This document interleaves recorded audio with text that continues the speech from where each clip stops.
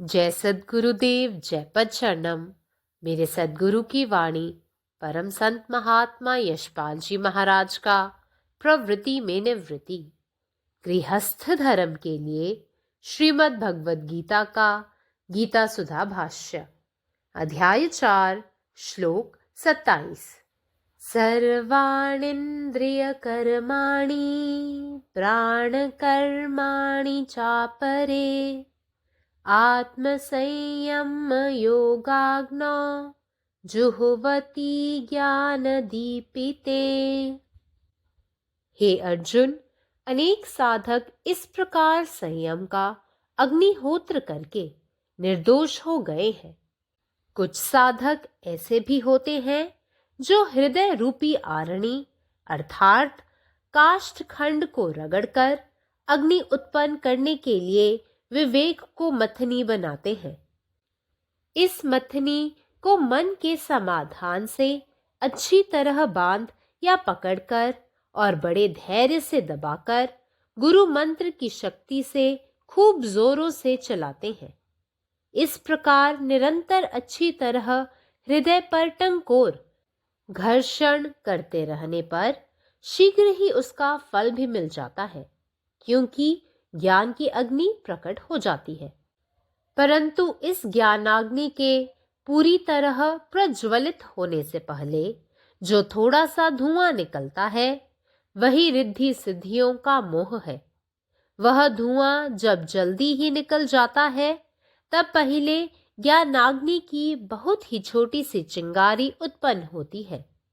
सद्गुरु के दर्शाए मार्ग पर चलने से पहले से ही जो मन शुद्ध, पवित्र और हल्का हुआ रहता है, वही मन इस चिंगारी के लिए ईंधन का काम देता है। जब इससे अच्छी ज्वाला उत्पन्न होती है, तब भिन्न भिन्न वासनाएं समिधा के रूप में ममता रूपी घृत के साथ जलकर राख हो जाती हैं। उस समय सच्चा साधक गुरु मंत्र का उच्चारण करते हुए जलती हुई ज्ञानाग्नि में इंद्रियों के कर्मों की आहुति देता है। तब प्राण कर्म रूपी स्तुर्वा नामक दर्भ पात्र से उस अग्नि में अंतिम आहुति देता है और अंत में ब्रह्म तादात्म्य की एक रूप अवस्था में इस यज्ञ समाप्ति का स्नान करता है। इसके उपरांत वह यज्ञ करने वाला इस संयम यज्ञ का अवशिष्ट हविर भाग, जो आत्मज्ञान का आनंद है, पुरोडाश के रूप में ग्रहण करता है। अनेक साधक इस प्रकार का यज्ञ विधान करके मुक्त हो गए हैं। भगवान कृष्ण कहते हैं, अब तक मैंने जो यज्ञ विधान बतलाए हैं, वे चाहे देखने में भले ही अलग अलग जान पड़े, परंतु उन सब का साध्य एक ही है, और वह साध्य ब्रह्म के साथ समरसता प्राप्त करना ही है। Others again sacrifice all the functions of the senses and the functions of the pranas, vital energy, in the fire of the yoga of self-restraint kindled by knowledge. Mind creates the link between the self within and objects outside. When mind gets identified with Atman by constant concentration on Brahman or the self, the senses and the breath cease to function. The mad ramblings of the organs of perceptions and actions are completely restrained and entirely conquered. This identification of the mind with Atman is here referred to as the fire of self-control. This act is a great and rare sacrifice. When the mind gets merged in Atman, all the actions of the senses and life energy automatically become sanctified. The performer of this yajna becomes Brahman. Om. സദ്ഗുരുവിൻ്റെ സന്ദേശം അധ്യായം 4 ശ്ലോകം 27. സർവാണീന്ദ്രിയ കർമാണി പ്രാണ കർമാണി ചാപരേ ആത്മസംയവ യോഗാഗ്നൗ ജുഹതി ജ്ഞാനദീപിതേ. ഹേ അർജുന, ഈ രീതിയിൽ സംയമനത്തിൻ്റെ അഗ്നി അനുഷ്ഠിച്ചുകൊണ്ട് നിരവധി സാധകർ നിർദോഷികളായി മാറിയിട്ടുണ്ട്. ഹൃദയരൂപത്തിലുള്ള അരണി, അതായത് മരക്കഷണം ഉരച്ച് തീ സൃഷ്ടിക്കാൻ മനസാക്ഷിയെ ഇളക്കുന്ന ചില അഭിലാഷങ്ങളുണ്ട്. മനസ്സിൻ്റെ ദൃഢനിശ്ചയത്തോടെയും ഗുരുമന്ത്രത്തിൻ്റെ ശക്തിയാലും അത് വളരെ ശക്തമായി പ്രവർത്തിക്കുന്നു. ഈ രീതിയിൽ നിങ്ങൾ തുടർച്ചയായി ഹൃദയത്തെ സ്പർശിക്കുകയാണെങ്കിൽ അറിവിൻ്റെ അഗ്നി പ്രത്യക്ഷപ്പെടുന്നതിനാൽ നിങ്ങൾക്ക് ഉടൻ ഫലം ലഭിക്കും. എന്നാൽ ഈ അറിവിൻ്റെ അഗ്നി പൂർണ്ണമായും കത്തുന്നതിന് മുൻപ് പുറത്തു വരുന്ന ചെറിയ പുക വൃത്തിസിദ്ധികളുടെ ആകർഷണമാണ്. ആ പുക വേഗത്തിൽ അലിഞ്ഞു പോകുമ്പോൾ അറിവിൻ്റെ അഗ്നിയുടെ വളരെ ചെറിയ ഒരു തീപ്പൊരി ആദ്യം ഉയർന്നു വരുന്നു. സദ്ഗുരു കാണിച്ചു തരുന്ന പാത പിന്തുടരുന്നതിലൂടെ ഇതിനകം ശുദ്ധവും പ്രകാശവുമായ മനസ്സ് ഈ തീപ്പൊരിക്ക് ഇന്ധനമായി വർത്തിക്കുന്നു. ശക്തമായ ഒരു ജ്വാല ഉണ്ടാകുമ്പോൾ വിവിധ ആഗ്രഹങ്ങൾ, ആസക്തികൾ എല്ലാം ചാരമായി മാറുന്നു. ആ സമയത്ത് യഥാർത്ഥ അന്വേഷകൻ ജപിക്കുന്ന ഗുരുമന്ത്രം ഇന്ദ്രിയങ്ങളുടെ കർമ്മങ്ങളെ ജ്വലിക്കുന്ന അറിവിൻ്റെ അഗ്നിയിൽ അർപ്പിക്കുന്നു. തുടർന്ന് ജീവശക്തിയെയും പ്രവർത്തനങ്ങളെയും പ്രതിനിധീകരിക്കുന്ന സുവ എന്ന ദർഭപാത്രം ഉപയോഗിച്ച് അവൻ അഗ്നിയിൽ അന്തിമയാഗം അർപ്പിക്കുകയും ഒടുവിൽ ബ്രഹ്മവുമായി ഒന്നായ അവസ്ഥയിൽ ഈ യജ്ഞത്തിൻ്റെ അവസാനം അടയാളപ്പെടുത്തുകയും ചെയ്യും. അതിനുശേഷം ആത്മജ്ഞാനത്തിൻ്റെ ആനന്ദമായ ഈ യജ്ഞയാഗത്തിൻ്റെ ശേഷിക്കുന്ന യാഗം പുരോദശമായി ആചരിക്കുന്നു. ഈ തരത്തിലുള്ള യജ്ഞം നടത്തി നിരവധി സാധകർ മോക്ഷം നേടിയിട്ടുണ്ട്. ഇതുവരെ ഞാൻ വിവരിച്ച യാഗചടങ്ങുകൾ വ്യത്യസ്തമായി കാണപ്പെട്ടേക്കാം. പക്ഷേ അവയുടെയെല്ലാം ലക്ഷ്യം ഒന്നുതന്നെയാണെന്നും ആ ലക്ഷ്യം ബ്രഹ്മവുമായി ഒന്നാകുക എന്നതാണെന്നും ഭഗവാൻ കൃഷ്ണൻ പറയുന്നു. പരമാത്മാവ് നീ തന്നെ, നിന്റെ ഇഷ്ടം പൂർണ്ണമാകട്ടെ. जय सद्गुरुदेव, जय पदशरण. जय गुरुदेव, जय पदशरण. अध्याय 4 श्लोक 27. हे अर्जुना, अशा प्रकारे संयमाची अग्नी साधून अनेक साधक निष्पाप झालेले आहेत. असे काही इच्छुक साधक आहेत जे हृदयाच्या आकाराच्या अरणीला म्हणजेच लाकडी ठोकळ्याला घासून अग्नी निर्माण करण्यासाठी विवेक मंथन करतात.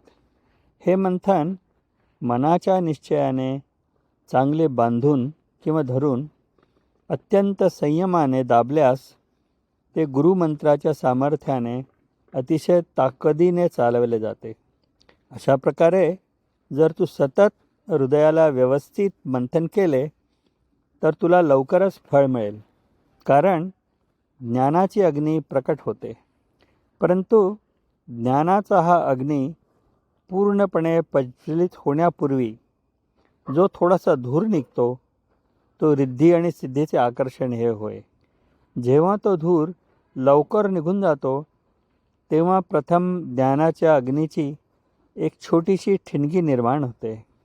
सद्गुरूंनी दाखविलेल्या मार्गाचा अवलंब करण्याआधीही जे मन शुद्ध आणि हलके राहते ते या ठिणगीला इंधन पुरवते. जेव्हा त्यातून चांगली ज्योत निर्माण होते तेव्हा समिधाच्या रूपात आणि प्रेमाच्या तुपासकट विविध इच्छा जळून राख होतात. त्यावेळी खरा साधक गुरुमंत्राचा उच्चार करत ज्ञानाच्या धगधगत्या अग्नीत इंद्रियांच्या कर्माचा त्याग करतो. मग तो त्या अग्नीमध्ये जीवनकर्माच्या रूपात सुवा नावाच्या दर्भपात्राने शेवटचा नैवेद्य देतो आणि यज्ञाच्या शेवटी ब्रह्मदेवाचा एकरूप अवस्थेत स्नान करतो. यानंतर यज्ञ करणारी व्यक्ती या संयम यज्ञाचा उरलेला भाग जो आत्मानंदाचा आनंद आहे पुरोदशाच्या रूपात स्वीकारतो.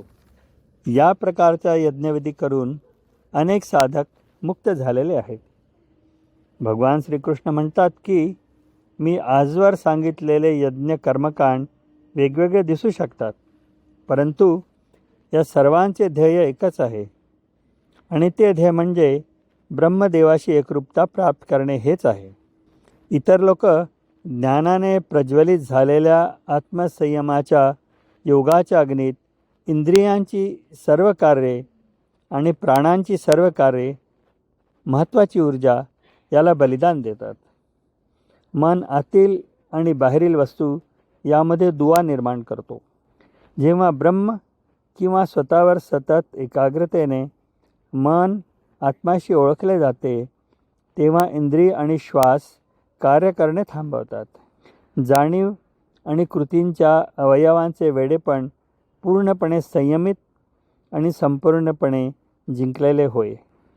आत्म्याची मनाची ही ओळख इथे आत्मसंयमाची अग्नी म्हणून संबोधली आहे. हे कृत्य एक महान आणि दुर्मिळ त्याग आहे. जेव्हा मन आत्म्यात विलीन होते, तेव्हा इंद्रियांच्या आणि जीवनशक्तीच्या सर्व क्रिया आपोआप पावन होतात. अशा यज्ञाचा करता म्हणजेच खरा ब्राह्मण असा होय. जय गुरुदेव. నా సద్గురు సందేశము గీతాసుత ప్రసాద్ మహాత్మా శ్రీ యశ్బాయి మహారాజ్ వారిచే ప్రతిపాదించబడిన ప్రవృత్తిలో నివృత్తి గృహస్థు మార్గంలో గీతాభాష్యము అధ్యాయము 4 జ్ఞానయోగము శ్లోకము 27. సర్వాణి ఇంద్రియ కర్మణి ప్రాణకర్మాణి చాపరే ఆత్మ సంయమ యోగాగ్నౌ జుహ్వతి జ్ఞానదీపితే. ఓ అర్జున, ఈ విధంగా సంయమనమును అగ్నిహోత్రమును చేసి అనేక మంది సాధకులు నిర్దోషులయ్యారు. హృదయమనే అరణి అంటే మదించుట ద్వారా అగ్నిని పుట్టించి కొయ్య పలక రాపిడి చేసి అగ్నిని ఉత్పన్నం చేయుటకు వివేకమును కవ్వమును తయారు చేసుకుంటారు. ఈ కవ్వమును మనసు యొక్క ఏకాగ్రతతో చక్కగా బంధించి లేదా పట్టుకుని ఎంతో ధైర్యంతో నొక్కిపట్టి గురుమంత్ర శక్తిచే చాలా వేగంగా చిలికెదరు. ఈ విధంగా నిరంతరం చక్కగా హృదయమందు మననం జరుగుతూ ఉంటే శీఘ్రంగా దాని ఫలితం కూడా లభిస్తుంది. ఎందుకనగా జ్ఞానాగ్ని ప్రకటితమవుతుంది కనుక. అయితే జ్ఞానాగ్ని పూర్తిగా ప్రజ్వలిలే ముందు కొద్దిగా పొగ వస్తుంది. అది సిద్ధులు సిరి సంపదలోని మోహము ఎప్పుడైతే ఈ పొగ వేగంగా వెలువడుతుందో అప్పుడు ముందుగా జ్ఞానాగ్ని అను చాలా చిన్న చిన్న నిప్పురవ్వలు ఉత్పన్నమవుతాయి. సద్గురుదేవులచే చూపించబడిన మార్గంపై పయనించో ముందుగా మనసు పరిశుద్ధము పవిత్రం కాబడి తేలికవుతుంది. పరిశుద్ధమైన మనసు జ్ఞానాగ్ని అను నిపురవలకు ఇంధనంగా పనిచేస్తుంది. ఈ విధంగా ఇందుండి ఉత్తమమైన జ్వాల ఉత్పన్నమైనప్పుడు రకరకాలైన వాసనలు అంటే కర్మవాసనలు సమిధులుగా మమతను నేతితో కలిపి కాలి బూడిదైపోతాయి. ఆ సమయంలో నిజమైన సాధకుడు గురుమంత్రము అను ఉచ్చరిస్తూ జ్వలిస్తున్న జ్ఞానాగ్నిలో ఇంద్రియకర్మలను ఆహుతి చేస్తాడు. తర్వాత ప్రాణకర్మ రూపమైన శృవ అను దర్భపాత్రచే ఈ అగ్నిలో అంతిమ ఆహుతినిచ్చి అంత్యమున బ్రహ్మతాదాప్యత అను ఏకైక స్థితిలో యజ్ఞ సమాప్తి అనే స్నానాన్ని చేస్తాడు. ఆ తర్వాత యజ్ఞకర్త సంయమ యజ్ఞావశిష్ట ఆవిర్భాగమైన ఆత్మ జ్ఞానమనే ఆనందమును పురోడాస రూపమును గ్రహిస్తాడు. ఎంతో మంది సాధకులు ఈ ప్రకారమైన యజ్ఞమును ఆచరించి ముక్తులైనారు. శ్రీకృష్ణ పరమాత్మ ఇలా తెలియజేస్తున్నాడు. ఇప్పటి వరకు నేను ఏ యజ్ఞ విధానం అయితే తెలియజేశానో అవి చూచుటకు బావుగానే వేరువారుగానే ఉన్నప్పుడు అనిపించినప్పటికీ వీటన్నిటి చేత సాధించబడేది ఒక్కటే. ఈ సాధ్యము ఏమనగా పరబ్రహ్మలో కలిసి సమరత్వమును పొందుటయే.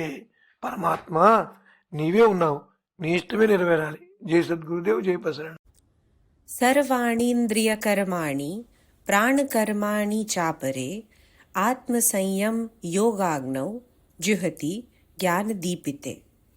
हे अर्जुन, अनेक साधक सब एहि संयम रूप अग्निहोत्र करैत करैत निर्दोष भ गेल छथि. किछ साधक एहनो छथि जे हृदय रूप अरणी माने काठ खंड के रगड़ि रगड़ि अग्नि उत्पन्न करबाक लेल विवेक के रही बनबैत छथि. एहि रही के मौन सँ नीक जकाँ पकड़ि कऽ गुरु मंत्रक शक्ति सँ चलबैत छथि.